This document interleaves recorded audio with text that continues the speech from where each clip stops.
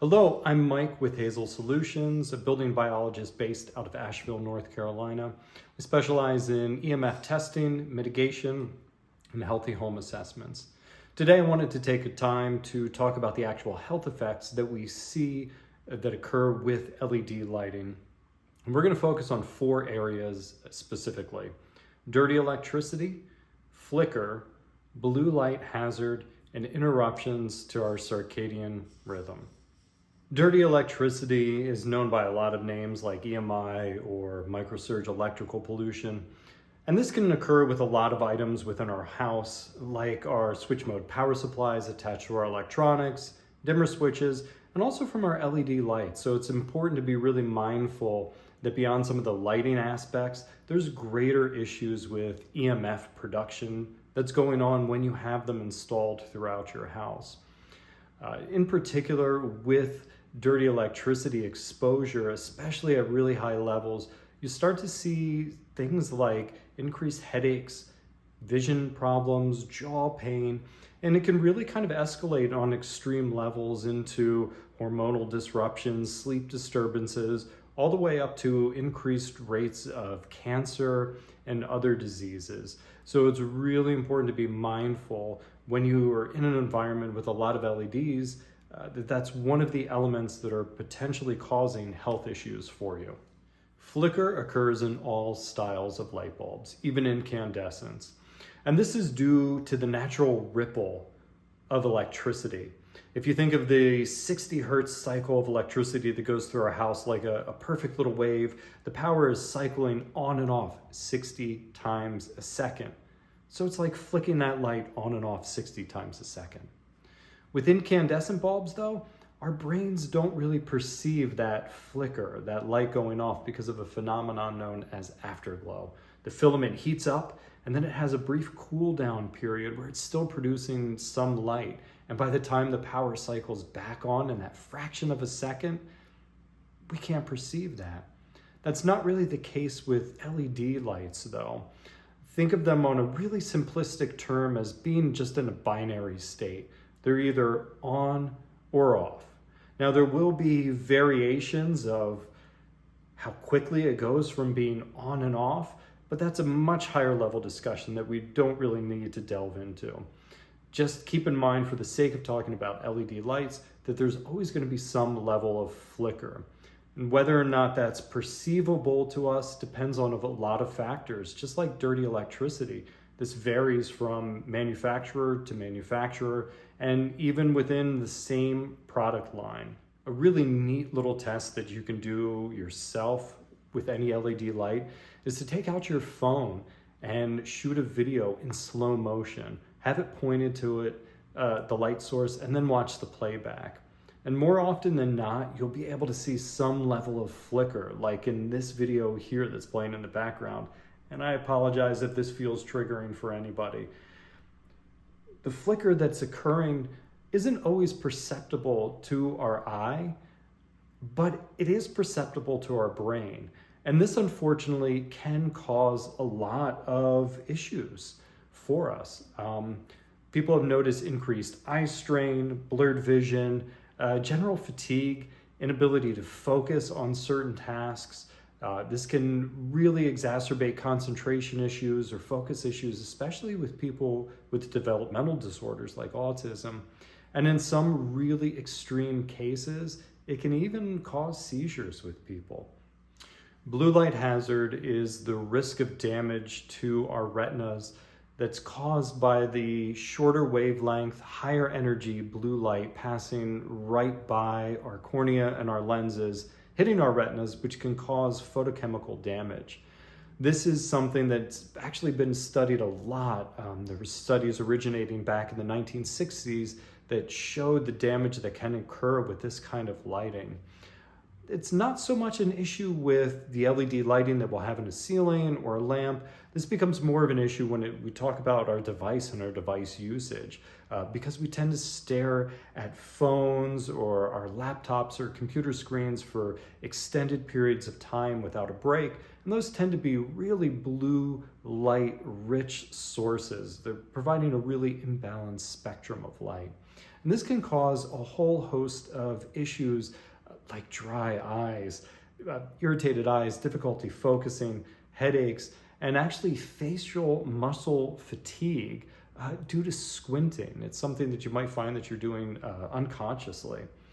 There's also studies that show that blue light hazard and exposure to blue light, especially extreme intensity blue light, can accelerate age-related macular degeneration and other vision issues. I think the biggest health risk that we face when we talk about LED lights is the interruption to our circadian rhythm, our natural wake-sleep cycle. This cycle is so valuable to us, and it's important to remember that this really just wants to be in sync with the sun's natural light-dark cycle. And in fact, the sun does things like produce more blue light during certain periods of the day when our bodies naturally need to be more active, like in the afternoon. But when we start bringing in artificial light that isn't providing a balanced spectrum, or that's providing a really imbalanced light spectrum, like you can see in this picture here, where the blue light is just off the charts, we start to interrupt that cycle. And one of the most important things that happens, and one of the most detrimental things that happens when we interrupt that cycle, is we start to enter into a phase of melatonin suppression.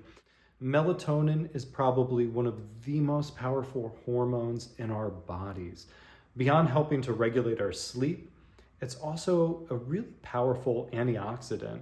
And what an antioxidant does is it kind of comes through your body and cleans up all the damages, all the free radicals that are caused by oxidative stress from exposure to things like EMFs, bad food, not enough sleep, pollution in the air, you name it.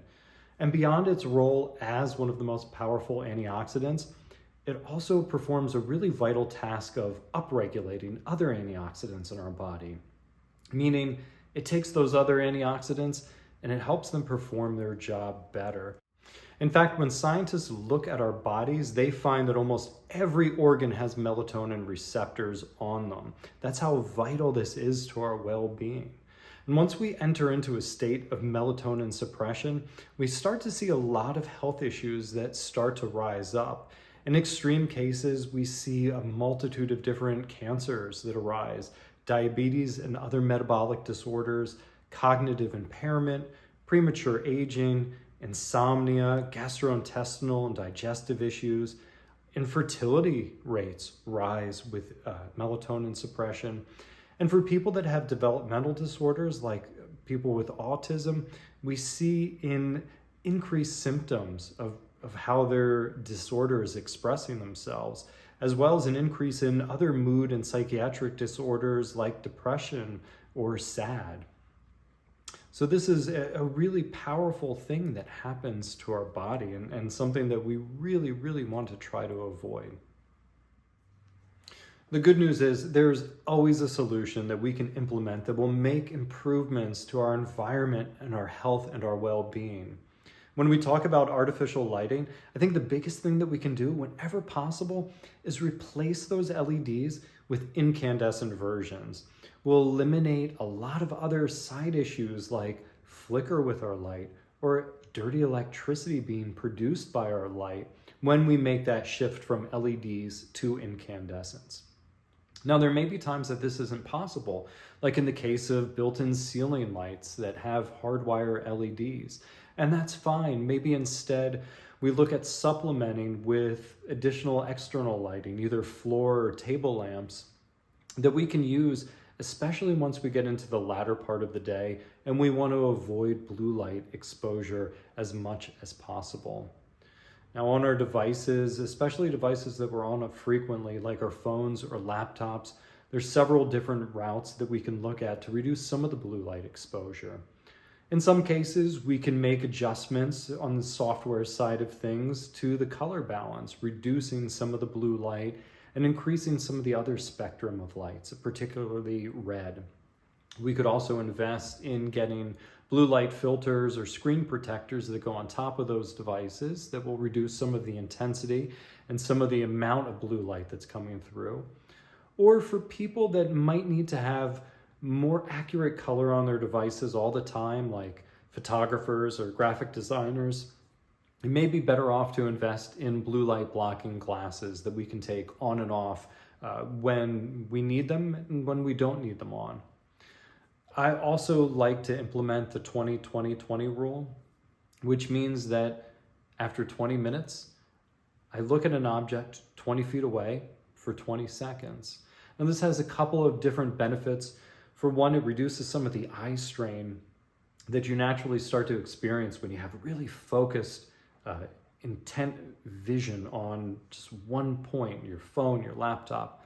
But it also gives your eyes a break from some of that really intense blue light and will help, mitigate some of that exposure. And lastly, and probably one of the most important things, is that at dusk, or about 2 hours before your bedtime, stop using any devices that emit blue light. This is that period of time that you want to start sending the biological signal to your body that it's time to wind down. And that gives your body a chance to ramp up the melatonin production and avoid interruption in that cycle. Thank you so much for watching. I hope that you found the information and some of the solutions that I provided to be helpful. If you have any specific comments or questions or concerns, please feel free to leave them in the comments below. And make sure to subscribe so you can be notified the next time I produce a video about healthy lighting or EMFs or other things that we can do to improve our health in our environments. Take care.